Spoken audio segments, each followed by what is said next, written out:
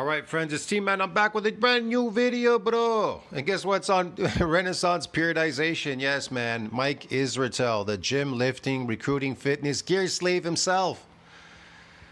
Mike Israetel. We're going to react to this video. Mike Israetel says, or Renaissance Periodization says, the science behind TristynLee's 35-pound transformation. It's fake. That's all I can tell you. His transformation, it's fake. And every other natty that's out there eating carbs, it's fake. In 30 weeks, I gained 35 pounds. Holy crap. I've been around pharmacology a long time. You look ridiculously drug-free, except I'm a drug test on triceps, motherfucker. I don't know what the hell's going on with it. The rest of you looks awesome. We know that TristynLee was on what you guys call carnivore diet. But the problem is humans are carnivores. That's our natural diet, carnivore diet, whatever. So, yeah, and a lot of it's cooked. He cooked a lot of his meat. He didn't eat it raw. So, but whatever. That will lower the nutrients and the protein. It's very low because he killed it. He destroyed it. But anyways, the point is, he said, you'll listen to what he has to say. I'm gonna react to these parts and explain to you what's really going on here. Folks, how you doing? Dr. Mike here. This is TristynLee. We are doing some training today. Well, Tristyn's doing training, and I'm being a creep in the background. I'm going to be watching Tristyn, and I'm also going to be asking some questions about his mega transformation where he gained a crap load of muscle. I love this one. This amazing transformation. He grew a crap ton of muscle. So he built muscle without damaging it. Wow, that's kind of interesting. What kind of muscle are you building then there? If you never damaged any muscle, what are you building? What are you building here? I know, he started eating carbohydrates. He built carbohydrate muscles. Let me ask you this question. Do carbs build muscles or protein? See what I mean? In a relatively short period of time, there's a method to the madness. If you want to find out about the science and the insight and the seedy gossip, tune in. 3, 2, 1, gossip. Science. Yeah, whatever.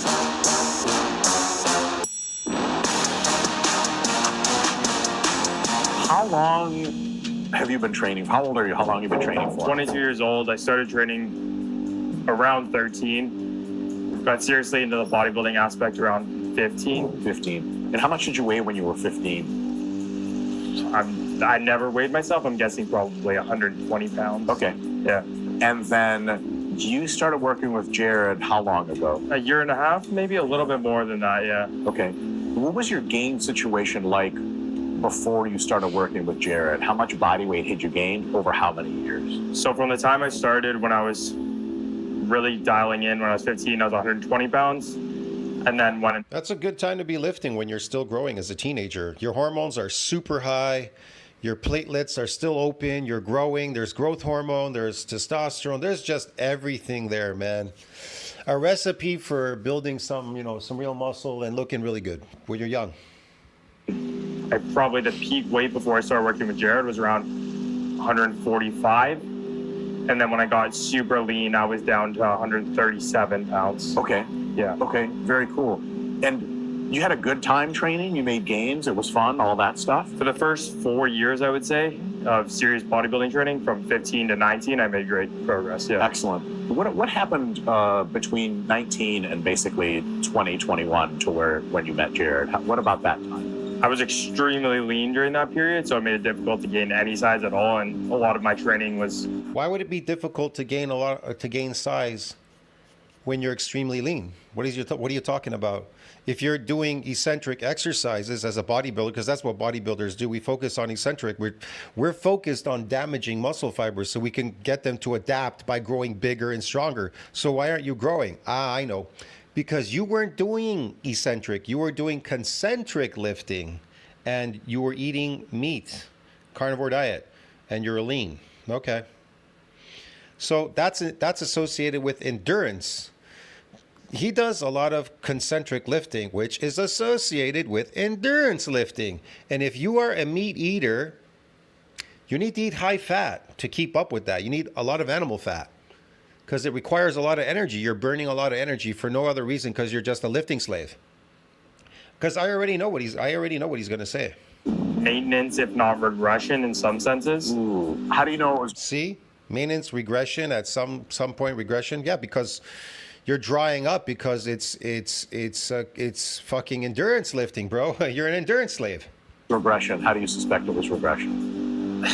Just strength decreases and overall sense of well-being and fatigue within the gym. Listen to what he said. Sense of well-being and fatigue and loss of strength.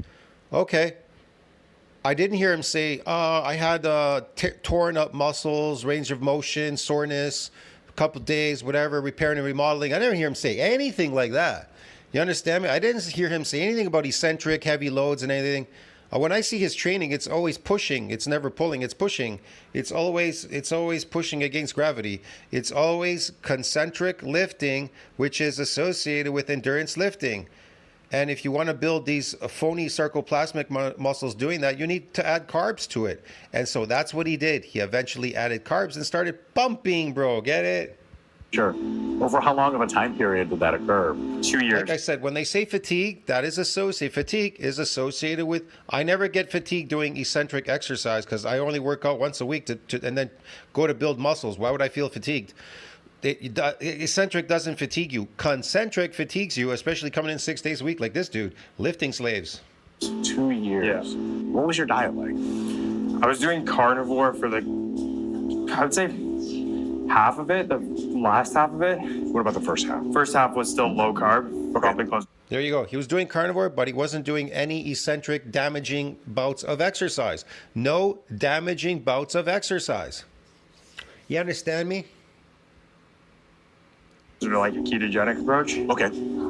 But yeah, pretty much no carbs. Okay. What got you into the low carb? And you need all this ketogenic. What do you need that for? I thought you're bodybuilding. What is this keto thingy shit gonna do?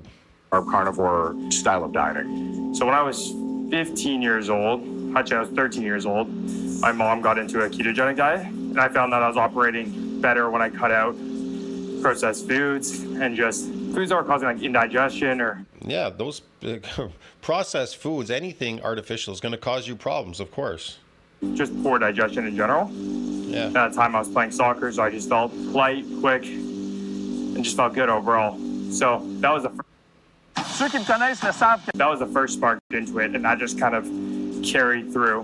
And through those first few years, I was making good progress, so I didn't really question it, you know? Sure. And then how did you feel towards the carnivore times as far as gym energy, mental clarity, pumps, soreness, gains? How did that hold? It was good at the start, for sure, especially the mental clarity. I found myself really sharp throughout my days in and out of the gym. Pumps were good, again, at the start. It was fine. But I think as I got deeper and deeper into, like, dieting or maintenance and regression. Again, pumps are not associated with eccentric exercise. Unless, of course, you're eating a lot of carbohydrates. You may still get pumped doing eccentric exercise. But, yeah. So, really, it's not if, you don't really need all of that, really.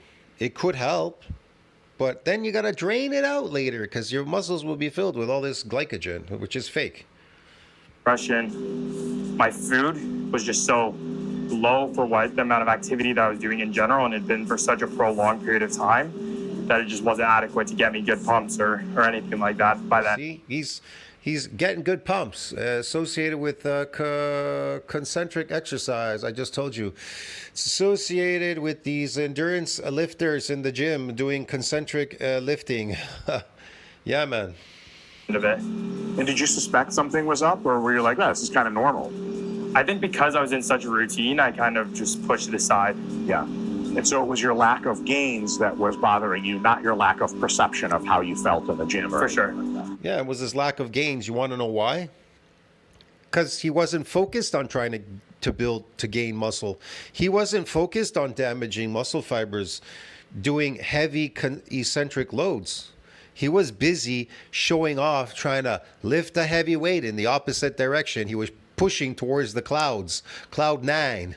Get it? He was an endurance athlete. He was coming in often to the gym and lifting. People that do eccentric exercises, they can't show up in the gym for more than a week at a time.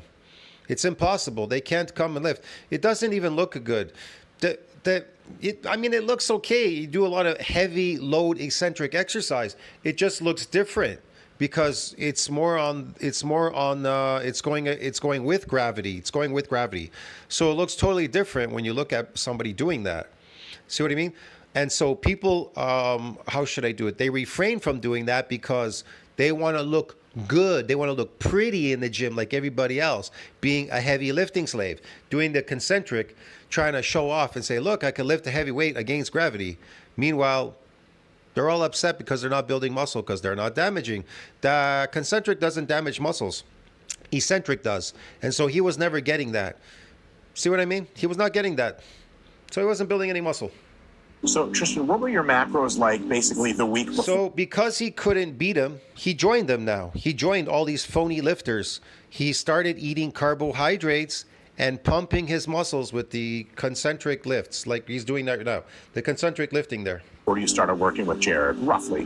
200 to 210 fat, 200 to 210 protein, around there. Nominal carbs. See, they're helping him to lift the heavy weight in the opposite direction towards gravity, but they're not helping him with the load going down against gravity. None, other than Veggies. I didn't even do veggies. Yeah. So Oh, that's right. That Yeah. goes into your diet. yeah, And so what were you Slowly. eating primarily? What kind of food? fish, beef, eggs. That's pretty much it. No external fat source addition to I know, I've been to his channel. I've seen what he was eating: beef tongue, meat, unusual animal organs, chicken, eggs, whatever. I've seen what he's eating. I mean, I think he did a video with one of these influencers. They were eating some of his food too. that just from the meats? Yeah, just from the meats. Wow. So I would do tallow, Okay. but just from Tallow is amazing for your joints and just everything, skin, or muscle, just everything. beef still. So, Sure. yeah. Sure. And then when you and Jared started working together on your diet, what were the macros changed to? I believe we started around. There you go. He started introducing what? Artificial what? Food called carbohydrates, creating artificial carbohydrate muscles. Yes, man. 50 carbs. Yeah, slowly introduce them so that way he Started it wasn't around such the a workout. shock. He didn't, And now the pumps are going to start producing. He's going to start producing the pumps, doing the, look at him. He loves to, I could lift a heavy weight. Yeah, boy. You need to lift more going down on the eccentric, but okay, whatever. balloon up a shitload and not enjoy the process. We kept protein around 170 or so. Fats were around, I think, 60 to 70 around that Yeah, a time. little higher because I wanted to make the swap in fats and Yeah. carbs slowly for you. And most of the carb sources also were more like fruits and things of that nature that he would be a little more used to. So I was like, okay, we'll do this. I don't want you to hate the process. I don't want you to balloon up right away and be like, fuck this. What fats? Mostly from poly and monounsaturated fats. Okay. Nut sources, nut butters, and Nuts olive and nut oil. butters. And how many Yeah. grams of fat roughly in that first little phase? In the what? In the first little phase, I how many believe it grams was of fat 90 to roughly? 100 90 because to I 100, wanted so to still make pretty sure. high. Yeah, I think Yeah. the calories were pretty much equated for. Yeah, I got you. weighted calories. And then during that little mini ramp up, did you feel anything different, or was it more later you started feeling? I didn't feel any massive noticeable changes. I mean, I definitely filled out Okay. from the start, Yeah, like and a- we dropped weight. we dropped it. Yeah. And Jared, what do you attribute that to? The Oh, weight drop. Cortisol reduction by a landslide. Yeah, Okay, yeah. so they're removing him from a hypocaloric condition, Yeah. and also introducing carbs, which are anti. He wasn't in a hypercaloric condition. He was in a high nutrient condition, high nutrient bracket or diet. kind of sympathetic, Anticatabolic, yeah, for sure. anticatabolic, blunt cortisol. To some extent. Absolutely. Yeah. Very cool. And then so after how long did you guys start to ramp up carbs and? They're making it sound complicated. He ramped up carbs, okay, and he built these sarcoplasmic hypertrophy artificial muscles. That's what he did.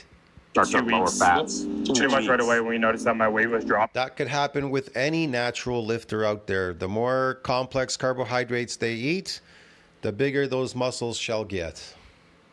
He was like, let's throw them right in. Okay. Responded well, digestion was good, and just Okay, so everything was good. I mean, these lifting slaves here, whatever they're doing, whatever, pumping. Digestion wise, it wasn't like a shock. You weren't shitting blood. no. No more blood than usual. No, just usual. But for the carb sources, we just kept them with stuff that was pretty simple that I had used a while back and I knew I was like okay with. So I was doing like rice and sweet potato, Very cool. and I felt fine with those. Yeah, I remember you staying with us and you ate only rice and sweet potato Yeah. carbs, pretty much. Maybe Pretty some much. asparagus or something like that. Yeah, Yeah, we it's even pretty gave him the option. I think about 4 weeks in, I'm like, you can have a free meal per week. He's like, just didn't do it. Yeah. Yeah, sure. Yeah. We increased his All right. carbs a little bit. Yeah. So after the 2-week ramp, you guys went higher in carbs. Similar fats or lower fats? It was pretty close, I think. Yeah, at that stage similar. We kept the At that same, stage it kept similar because the body weight dropping like that. I was like, okay, we have room to push carbs and then take some fats away later if we want to really increase them, which we definitely did. Yeah. Yeah. And then what was your next elevation of carbs after that first? 10 grams. See, this is where you start destroying your mitochondria. When you start introducing these artificial foods like carbohydrates, these plant foods, your mitochondria doesn't like to run off them as energy. They like animal fat. As a carnivore, look, as a carnivore animal, your body really likes to run off animal fat as energy. The mitochondria, they really dislike carbohydrates. And then you start retaining this glycogen in the muscle. It's an energy source, and you start building it up like crazy. That's why I say you could build sarcoplasmic muscles easily. There's nothing controlling it. 35 pounds of glycogen in your muscle is disgusting. It feels disgusting. I mean, I've done it. I've got massive with like glycogen in my muscles. I just, bro, I could tell you it's disgusting. And it takes a while for it to relieve, to get out of your system. It takes a while. It's coursing everywhere in your body. It's just everywhere, man. It's fucking gross, man. I don't know how to describe it. Grams per meal. So it's about 50 grams per day. Okay. And how I long? mean, aesthetically, visually, it looks good because it makes you look massive. But, man, health-wise, it is really bad for you. And it would add to the glycation and the oxidation in your body, rusting you from the inside out, shortening your lifespan. When did you sustain that for? 2 weeks again. Okay. And then immediately we just kept bumping until my weight was actually moving. Every 2 weeks. Yeah. And how long did it take for your weight to start moving up? 2 months maybe? Longer Holy than crap. expected. Yeah. 2 months. So you were pretty deep into the hole. Yeah, for sure. And how are you feeling at the end of this 2-month ramp? Any different feeling-wise in the gym and everything like that? Nothing ridiculously noticeable. My pumps were a little bit better, Yeah, we had that like, but the check-ins were definitely different. yeah, So we like had that visible like 3 changes. day, Yeah. the 3 or what was it, 6 day before and after thing Yeah. that we posted up. I was like, Jesus. Yeah. Just So, like tighter, fuller. It was crazy. so as far as in the gym performance, I wasn't feeling major differences. Maybe slight increases in pumps, slight increases in energy, but generally it was pretty close. But then the biggest difference were the visible changes when we were doing check-ins and stuff. Sure. And then after that first 2 months of ramping, where was your next move as far as carbs and calories? We took them pretty high, up to 5. What was it? We got up to 550 at the end Yeah. per day. Yeah. And it was every single time, it was 10 grams per meal, 10 grams per meal, 10 grams per meal. And we would do that whenever my weight stalled again. We would just pretty much do it right on the fly. So you were gaining, but then stalling, gaining, and then Yeah, what stalling. that process ultimately did was increase the time of which I would normally have somebody in a surplus combined with high volume training. I might do 16 weeks max at some points in time and then take some time to resensitize or mini cut. But he was so lean already, there was so much preparatory hypertrophy already. He was gaining tissue that he was already kind of, building the building blocks for that lean tissue. He was finally actualizing that, and Yes. we saw it come And to actual filling them out, fruition. And then it just kind of prolonged that to like more of a 30-week process Okay. of high volume training. Okay. Because he was fine, he was fresh, he was still getting pumps in the gym. Sure. No joint pain, movements were all ticking really well. So we masked for quite some time. 30 weeks. What did you weigh at the beginning of the 30 weeks? About 135? So I started around 137. 7.2. Yeah, 137.2. And then at the end of the 30 weeks? Okay. I believe it was 170, 171 or something around there. So And like then we did a mini cut. 35 pounds or so Yeah, pretty over much. the course of 30 weeks. Yeah. It was pretty steady, like 1 pound per week pretty much on. But he just kept After he going. started gaining. Yeah. And at the end of that ramp, you were doing roughly That isn't muscle, because he would have had to have damaged it. Heavy eccentric loads cause damage, and then you build real muscle through nuclei and a repair and a remodeling. He never says any of that. He says, I ate carbohydrates and I pumped my muscles and I gained 35 what? Pounds. He gained 35 pounds of what? Eating carbohydrates. What do you think he gained? You think muscle is built with carbohydrates? No. It's built with protein, right? Okay, so what made his muscles balloon like that, balloon out? The carbohydrates. And what do they call that in science? Sarcoplasmic hypertrophy, a type of artificial muscle growth, where you're just building for the visual aspect of it. You're pumping water into the muscle. That's it. That's it, really. 200 grams of protein or Glycogen a little in the less? muscle. 170. 170 protein, 550 carb, Yeah. and Yep. how much fat? At that point, got him back down to about 60. 60 60, fat. yeah. And training is feeling good. Did you notice how much bigger you felt in your body at that point? Or The were you first few little bit, I wasn't really noticing too much, and then as I got towards like 160, Yeah. we started to notice some big changes. So yeah, and then north of 160 to 170, you were really like, holy yeah, crap. yeah, Was it a cool feeling? Was it like, oh, this is neat? Or was this like, oh, holy shit? yeah. I always explain to people by the end of it, at the start when people talk about getting lean, I had body dysmorphia or whatever, where I didn't think I was lean enough, and then by the end of it, I had like reverse body dysmorphia, where I was like, I feel great, and I was like, I was starting to push it, so Yeah. so I felt good at the end. Yeah. People will see the pictures, but you didn't really gain a ton of fat. It seemed like you gained almost pure muscle the entire. Yeah, I like he says, he didn't gain a ton of fat. It looks like you gained pure muscle. You think that in a couple of weeks you can put on 35 pounds of real muscle? Okay. Just doing pump training? Yeah, okay. Without doing any eccentric damaging muscle fibers? Yeah, I don't think so. In order to build myofibrillar, they have to be damaged, and they don't damage so easily, and you need to focus on that eccentric work. He wasn't doing that. He ate carbohydrates. He built sarcoplasmic muscles. Phony muscle. Yeah, I mean, I think I did gain fat. I mean, what's his name? Larry Wheels even went to the Golden Griddle, didn't he? He ate, what was it, for the entire week, and in 1 week he put on 53 pounds. Oh, I know, that's 53 pounds of muscle he put on in 1 week after his exhibition posing on a stage. Yeah, sure, okay, yeah. 35 pounds, 53 pounds of muscle. And this guy too, 35 pounds of muscle in a couple of weeks. So 1 pound every week, yeah, whatever. Of course. So obviously filling out glycogen as well and holding on to more water from Sure. increasing carbs. Sure. But I think the fullness helped with the illusion. Yeah, it does, because he already had low body fat. So that's what professional bodybuilders do. They eat lots of carbs to get big. Get it? Because, oh man, they take steroids because it's a wasting drug. So it'll retain more of this glycogen in their muscle, so it won't burn it so fast. It won't burn off so fast. But a natural person can load it too easily. You can do it. It'll take you a little bit more time and everything, but you could do it. And you just have to eat a lot of complex carbohydrates, and they'll blow up the same way. As long as the glycogen exceeds the breakdown part, you coming in the gym being a lifting slave, you're definitely going to put on a lot of these sarcoplasmic muscles. So it would be good to reduce your body fat first, right? Get very, very, very low body fat, and then get pumped on the carbohydrates. Yeah, that's it, basically. He's not doing anything here that's nothing that we don't know about. Come on. This is a cool look. Yeah, for sure. So I think that even though there was fat gain, I think because I was so much more It's a cool look, but you're going to sacrifice your health and longevity for that cool look eating carbs, because it's going to cause glycation and oxidation. full, Sure. muscles are tighter to the skin, all that different Sure. stuff, and made it seem like it was more muscle than even it was. So. Sure. And then what happened to your strength over the course of that 30-week time? Lord. So my strength was kind of in the tent, like it was like at the start of it, and then Of course, sarcoplasmic doesn't make you stronger. Myofibrillar growth makes you stronger. See what I mean?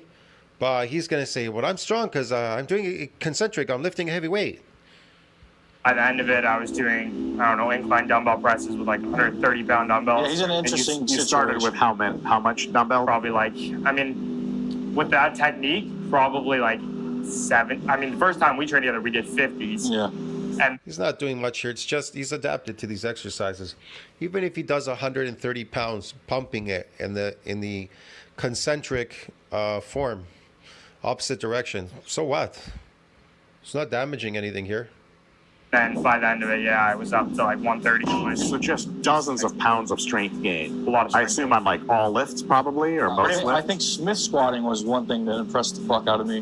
He was I can get $100,000 in capital from crazy shit. He's in an interesting situation where, like, he, you know, would be considered in this like social media influencer realm. So a lot of people reach out to him and like, hey, we're going to do a training collaboration. But you know how those type of people usually train. And it's really just kind of like, Tristyn hits me up, hey, I'm doing this collab with these guys, say layer wheels or some shit. I'm like, you know the drill, just be as safe as possible. If you're going to go heavy as fuck, only do a couple sets of that kind of shit. And from there, the next week we'll pick back up with the regular training. Sure. So it's you know, seeing the cool feats of strength he's also doing on the side with like the influencer shit, I'm like, God damn, you put on some strength. What's the Smith machine transformation? Oh God, what were you on doing? The squats, I mean, the first time we trained legs together, you had me doing a plate on squats. And then by the end of it, I was doing 365 for sets of 12 to 15. Holy shit.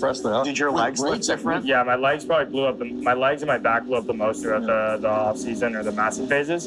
And yeah, just the strength increases, my ability to like push past that certain point that I found I was kind of stopping at before it was just kind of blew my mind Having as well. blood glucose put you through the session is very nice. Strange, I was like, is this okay? Like, should I be increasing It this is a up? little scary though, right? Because you're like, am I going to break? Like, can my tendons handle this? Did you ever have thoughts of like, it's programmed to do 125 on incline dumbbell, and you're like, is this really a good idea or not? Yeah, in some cases, I kind of just trusted the process. I'm like, my technique is pretty good here, so I think I'm okay to go. But because there were such drastic jumps, I was like, is this right? Like, So pretty much every session, you were feeling like a I was little bit putting of a the different app, and person. it was like giving me suggested reps at the start. By the end, it was pretty spot on. But at the start, I was like beating it by 3 reps. Yeah, it was crazy. Alrighty, so it took you 30 weeks to go through this process, and you gained something like over 30 pounds, 35 pounds of body weight. You got a little bit more body fat, obviously, but like a ton of muscle at the same time, way stronger than ever. As far as food sources, did you stick mostly to the same kind of carb sources you started with? Yeah, I've kept it the same the entire time. I haven't gone off of. We did add in like through intra. We did some cluster dextrin and stuff, so that kind of increased. But the whole time I've just done rice and sweet potato. There's one thing at the start that I didn't do. I knew a lot of people had Rice and sweet potato. Sweet potatoes very high in oxalate, and rice, arsenic, man, and glucose, sugar, yeah, whatever. Yeah, it's gonna rust you out in and out, bro. Placation. a lot of clients in the past would have GI issues with like Gatorade intra-workout. So he asked me about cluster dextrin, and I was like, you know, we can give it a try. We didn't really introduce the intra shakes until I was making kind of those second to third carbohydrate increases, because I didn't want him to experience any weird GI shit during training. I wanted him to be able to train, have good sessions, and then we slowly put those intra shakes in, increase those as well. So they were a decent part of your carb sources for the day, which is pretty cool. Sure. Really the only change I would say that was made. You know what they say? If you can't make it, fake it. And that's what these guys are all doing, faking it. Israel's faking it. The kid's faking it. This guy over here. They're all faking it. In that time Are you proud of yourself? period, Yeah. as far as the And sources as far as go. nutrient timing, you're eating multiple meals a day, roughly evenly spread carbohydrates, or? Around the workout, we had more carbs for sure. And I think He's eating more carbs than he would be eating animal products. Want to know why? Because he's building these fake muscles, bro. He's got to maintain them. He's got to maintain them and build them at the same time. generally 5 meals and then 1 shake intra-workout. Okay. Or And how are Shakes? What are these shakes going to do? These so-called shakes? you feeling like during the day from all these carbs? Were you sleepy? Were you tired? Were you zoned out? Or were you still feeling pretty decent? I was still feeling pretty decent. I think especially because we kind of did like gradually increase. My body was adjusting pretty well to it. But overall, it was pretty good. I wasn't as much as I was expecting, definitely, as far as, you know, carb crash or whatever. Yeah, but sure. it's pretty consistent energy, especially because I did have so many feedings throughout the day. Sure. It's been a while now since you gained all that weight. What did you do afterwards? Did you hold your weight for a while? So we did a mini cut after the 30 weeks. How long was it and how much weight did you lose? 3 weeks, well, it's 4 weeks, 3 weeks of accumulation, then 1 week of deloading. And then I believe I lost 12 pounds around there. Yeah, 8 to 12 pounds. Yeah, 8 to 12 pounds. Okay. And then we went into 2 more mesos of massing. Oh, wow. Short maintenance, and then went into full cut. And this is you're in the full cut Yes. now. And how far? Why are they making it sound so complicated? Come on, man. meso and full cut, this, that cut. Give me fucking break, man. What other cut are you now? Last week, baby. Yeah. So many weeks has it been total? 12 to 15. 12 to 15. I don't remember what we did precisely. Yeah, as far there's as two like, mesos. Two? Yeah. Yeah, so we're on 12 then. Yeah, we're on 2 12. 5-to-1 paradigms, I believe. Yeah. How was the cut? Easy. A lot easier than I expected to be. Like, the weight was just falling off. You know, I thought the first time when I was dieted all the way down, I was tricking myself into feeling a particular way. But I think after having that long period of growth, it made it a lot easier to go right back into a cut. So even like at the weight that I'm at now, my training's feeling good. How much do you weigh now? 153, 154. 153. Yeah. And you're done dieting, or this is your last Almost week? done, yeah. Almost done. And then what's next for you? So we had contemplated doing a show prep, but I don't think I'm going to at this time just because I wanted to be in a mental state where I was really motivated to do the show for myself rather than any other reasons for content or business or whatever it is. I found myself loving training a lot more with the progressions that we've had and stuff. Yeah. So I really do want to just go back into another growing phase and just enjoy that progression again. So That's great. That's Yeah, a great right. plan. So now he lost the weight, and now he has to go back to another growing phase again of carbohydrates, artificial muscle growth. God, because he wanted to get what? He wanted to lose body fat again? Oh, brother. So he got fat, then he got skinny again, and now he wants to get fat again. Growth phase, getting fat again. Okay. Yeah. That's the best conversation I could have with a client, to be honest. It's too many people try to get on stage, just get on stage, especially when they have pressure that you have. And it's just like cool to see somebody like fall in love with the training process over again after such a long Sure. career already, 13 years old, yeah, and really stick to it and not worry about all the external pressure. So absolutely. it's fucking cool. That's a conversation you guys had at some point. So it was assumed you were going to do a show, Yeah. but then who brought up the fact that maybe it's not the time? So Jared had brought to me some like shows that we could potentially do within the next month, really. Yeah. But I just told him that I just wasn't feeling that it was the right time. Throughout the cutting phase, though, I told him, I'm going to see how I'm feeling mentally, because that was a big conversation that we had at the start of even the first massing phases and when I first started working with Jared. So I kept that as an emphasis throughout the entire process, how my mental state was as far as what I wanted to do with competitions, with more massing phases, more going into a diet, those sort of things. And then towards the end of this, I just made the decision and had that conversation with Jared, and Jared was like, dude, I'm glad you said that. So In this next massing phase coming up, what's the plan for that duration-wise and weight gain-wise? Basically, the very similar process. We'll obviously have less time in that first hypercaloric state. What I'm a fan of doing, and we just talked about this actually, is right after this 12-week cut, we're pretty resensitized to high volume because you did have a little holding period, a maintenance period before we did the full cut. So we're going to do one pretty big push, maybe a 5-to-1, 4-to-1 mesocycle of just really high volume, fun intensity techniques, push the food up quite a bit, get them like 5 pounds heavier. You had a hydrostatic weighing, you were 6%. yeah, but who knows? Right. But, But, it's pretty close. Hydrostatic weighing is a gold standard. Yeah, it's pretty close. So getting somebody back up, because he's basically, like we were pushing for that show, and this is probably as lean as I would ever get somebody who's not going to actually do the thing. Maybe a little leaner. Yeah, right. It really is. So like getting it back up to the 8, 9, 10%, a little more auspicious for growth whenever we're actually putting in the calories and stuff. So big bump in body weight right away, big bump in calories right away. He's going to look crazy and full, and he's going to, might even peak him for a little thing on Monday. Yeah. It'll be a lot of fun. So Okay. probably a small maintenance period from there, just resensitize. How small? Maybe a month, 6 weeks, Okay. 4 to 6 weeks is usually what I like to do. Strength there. training kind of stuff? Exactly. Okay. Yeah, and he loves that kind of shit too. So Time to get after it. Yeah, yeah, that'll be fun content yeah, stuff. for sure. And then from there, we take 16 to 20 weeks, like I was talking about in there. That's probably about as high as I push the high volume training before doing either a mini cut. We'll see where your body fat is. I assume he's going to get to 180-ish this time. Oh. And then we'll see. Yeah. Jabba the Hutt approves. Wow, he's going to get up to 180 sarcoplasmic muscles, man. This is just ridiculous. Yeah. The current cut you're finishing now, how many grams of carbs per day on average are you eating? Off days are 160, training days are 200. Okay.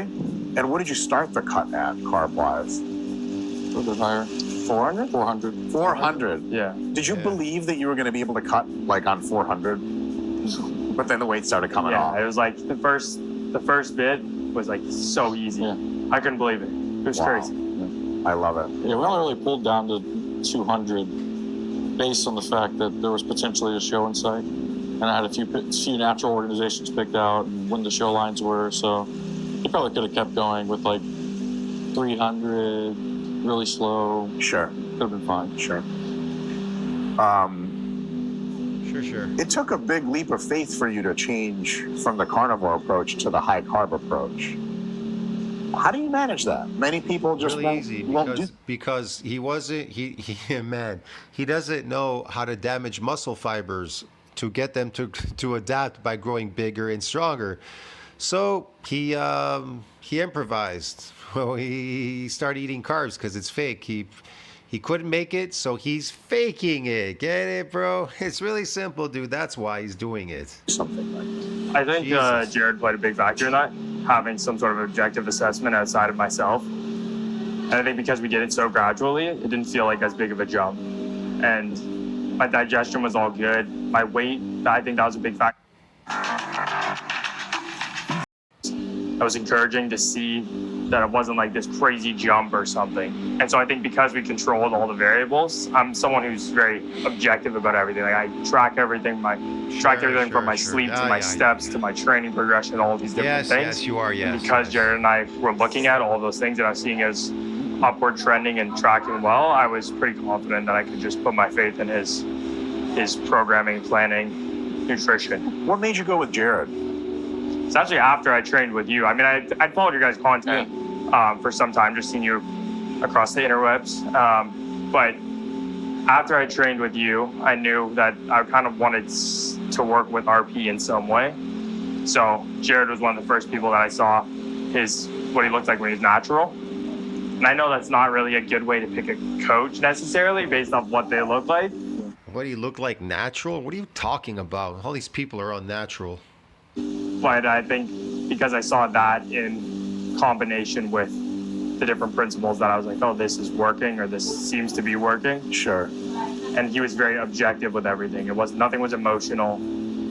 Everything was based on what are the stats of like your training and your sleep, your nutrition, all these different things, even your emotional state. And because of that, I was like, this is the right fit. Sure. And how did you guys keep track of training stats? Was it you were using the RP Hypertrophy app? At the start, I believe, yeah, you were just releasing the app and you got me on it pretty much right away. Initially, we just tracked just through myself, through my notes and stuff. But it's pretty much within the first month we got onto the app. And basically sending over the first week of variations that I would like him to implement, giving him the rep range targets because the app doesn't necessarily do that. It tells you what you can and can't do. Just to be a little more accurate, if you do have a coach who's using it with you, it's like if the coach wants you to do some kind of weird intensity technique, it's like, hey, write this note down next to this exercise. You're going to be doing a giant set here.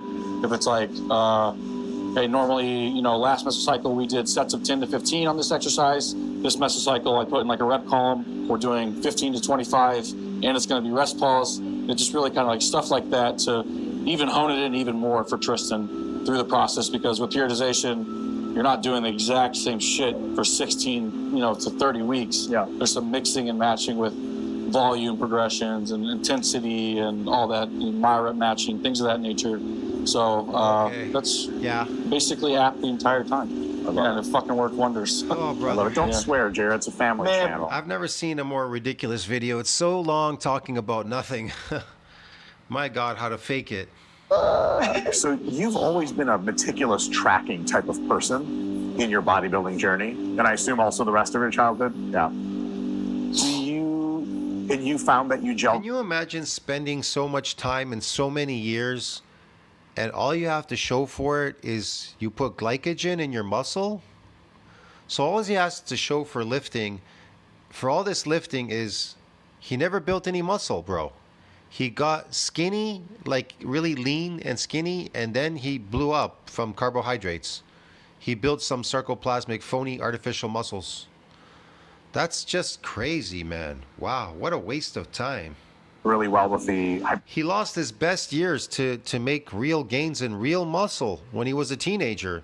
And it would have stuck around. It would have stayed. It would have stayed, man. I'm telling you. No maintenance required. Hypertrophy app. Yeah, for sure. Because it's just like... Yeah. Would you recommend the app to other folks that really like to have everything organized and super kind of well laid out? Because some people they just go fly by the seat of their pants. There's nothing wrong with that. But like for folks like yourself, do you think the hypertrophy app kind of makes a little bit of sense, or what do you think? For sure. And I think you have to like fully put your trust in it, because a lot of times, like even when we started, you're starting on 1 or 2 sets in your first week of the mezzo. Yeah. And I'm like, come on, this is nothing. Right. You get to week 2, you're like, okay, it's building. And then week 3, you're like, oh, okay, I don't know if I'm getting to week 4 here. So you really do have to put your trust in it. But I like how he has fancy words for that. I got week 2, week 3 here of the meso cycle, the mass cycle, right? I mean the fake cycle, the faking the mass. Okay. think that like if you do that, then it's very good for objective tracking. And it's pretty spot on. As soon as that first kind of wacky month of like strength increases, the app kind of like figures you out as you're going along with the biofeedback and stuff. So the more accurately you're able to actually put it into that, the better it's going to give you results. Well, it's a drug, man. Really, you're eating plants. Carbohydrates are drugs, and so they're going to increase your performance. Yeah, they give you energy for your performance. So your lifts and everything, I guess everything should go up to a certain degree, right? I mean, you should be getting better at it. It doesn't make you stronger physically, but it will definitely help you with that. It's shit. It's for performance. Yeah. For your training progression. Yeah, Yeah, 100%. we've heard a few people say like, I didn't think I could get 15 reps. The app said do 15. That's exactly how many reps I got. So, absolutely. Yeah. very cool. It was kind of neat with our initial client coach call. What you do with a client is like a needs analysis. So what you just said with realizing he's very meticulous and data driven and things like that. I was like, so there's 2 options. I can do all your training for you, and you'll just give me your feedback at the end of the week, and I'll do stuff for you. Or there's the app, and like because we had the whole call, we had a chat about where his mentality was and how all that would go. I was like, I think the app's a good call for you. Let's give it a shot. Send me some technique videos each week. I'll modify the techniques so that volume doesn't seem like it's way too little. Because if you're doing that normal fucking rinky-dink jerk around bullshit. Again, he's throwing his arms up in the air. This is concentric. These are all concentric exercises. The eccentric, yes, the weight is going down in the eccentric, but guess what? It's adapted. It's adapted to that weight going down. See what I mean? It's not the way the muscles adapt to lifting heavier is on the concentric. That's you're sparking the nervous system and getting more androgen receptors. That muscles are adapting now to lift that weight in the concentric form. But the eccentric here, right here, there's no damage because it's adapted, and there's not enough going on here, and that's not how you do it. And it needs to be rapid firing, fast repetitions, and it doesn't have to be full concentric. It has to be eccentric repetitions, eccentric. So it's better to use your shoulder and use your hand as an anchor, just holding the weight, but your shoulder kind of lifting itself up and down, going as heavy as you can, trying to get a weight and you just go really, really, really heavy. You can go astronomically heavy. You'd be surprised how heavy you could go with a dumbbell. When it just comes to shoulders and your shoulders lifting themselves by themselves next to you, if you sit down and lift it, you'll notice your hands are still at the side of your leg as your shoulder lifts, and then it goes down. Lift and go down. That's it. And do multiples of those, lifting and going down. You could go super heavy. You could do 100-pound dumbbells. You can't fly 100-pound dumbbells. But you can use your shoulder to lift and drop itself while holding a 100-pound dumbbell or 130 or 150 or whatever. You could go astronomically heavy on the eccentric as opposed to doing the concentric lift here. And then those muscles are going to damage the weaker muscle fibers, and then they'll repair bigger, better, stronger, and faster when you come back to the gym. They'll repair bigger and stronger. That we see on the internet all the time. Yeah, maybe starting at 2 sets feels like not that much volume. But when you're going through the full range of motion, sending technique videos to your... That's concentric.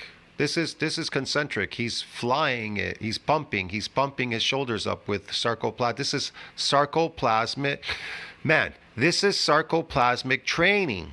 and you're adapting to the weight. But this is sarcoplasmic training. Concentric training is sarcoplasmic training. It is endurance training, therefore it's sarcoplasmic. Now, eccentric exercise is not based on endurance training. It's based on tearing training, tearing the muscle training. Get it? Yeah. So it's on the downforce. The downforce is not associated with endurance. So, Alex, I'll explain this one more time. Running up a fucking mountain is endurance. Running down a mountain, a steep mountain, is not endurance because you're going with gravity. So it can't be endurance. Get it? Because you're running down and you're going to do some stopping motions with your legs, because if you run any faster, you'd fall on your head and die. Coach, and they're like, hey, you could do this to get a little more range of motion, if we control the eccentric a little more, it starts to feel like quite a bit of volume. So knowing that he was so good at taking feedback already, and we know that high volume, is trained people doing volume is associated with sarcoplasmic hypertrophy. Yeah, we already know that. He's very analytical. I was like, yeah, app's a great option. And that's also kind of why we approached the diet the same way we did. I was like, where's your mentality with all this shit? You have a lot of external pressure. You've been like basically social media famous since you were 13. And, he's like, here and there, gets to me a little bit. Seeing a huge spike in my weight would probably be something I don't want. And that's kind of also why with that needs analysis call, it was like, this is how we're going to approach stuff. And you have to have that as a coach, or how the hell do you know what they're going to do?